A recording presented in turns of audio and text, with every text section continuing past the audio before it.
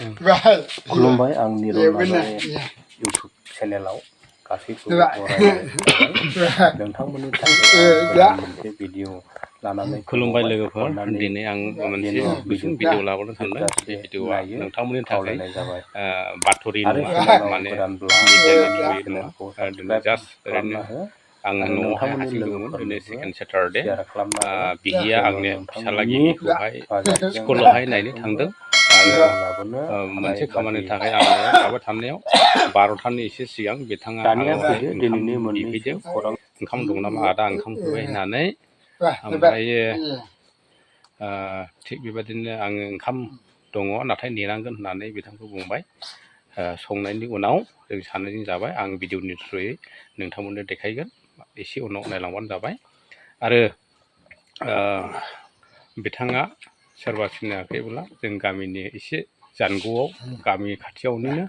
बिथाङा मागिनानै जायो आथिं बेलेंग्रा जाबाय दायो जों सानैजों ओंखाम जानायनि भिडिअखौ एसे उनाव नोंथांमोना नायलांबाय थादो दिनैनि भिडिअखौहाय आङो बिथांजों लोगोसे ओंखाम जानायखौ नोंथांमोननो देखायनो थांगासिनो दं भिडिअनि गेजेरजों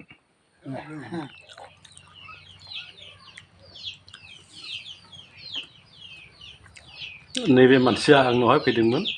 आं ओंखाम जानायनि एसे सिगां फैदोंमोन ओमफ्रायो सोंबाय आंखौहाय ओंखाम दंना गैया होननानै जाहां जादोंमोन नाथाय बुंबाय आङो ओंखामा दङ एसे नेनांगोन ओमफ्राय संनानैहाय जों सानैजों समान जाबाय सानैजों समान जाबाय दायो जों सानैजों दङ बेयावनो बै खाथिनि गामिनि सासे जाम्बा मानसि बेखौहाय आंजों जाखिनि ओंख्रि दङ बेखौनो बानायनानै जाबाय लोगोफोर ओंखाम जागासिनो दङ जोङो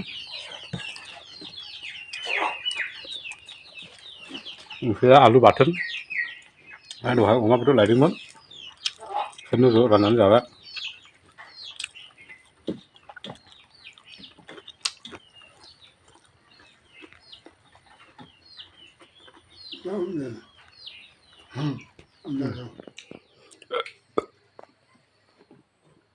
नैबे मानसिया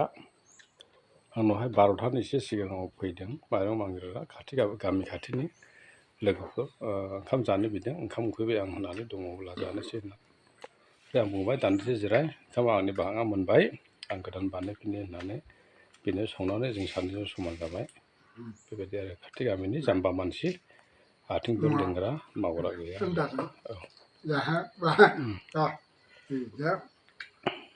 जागासिनो दङ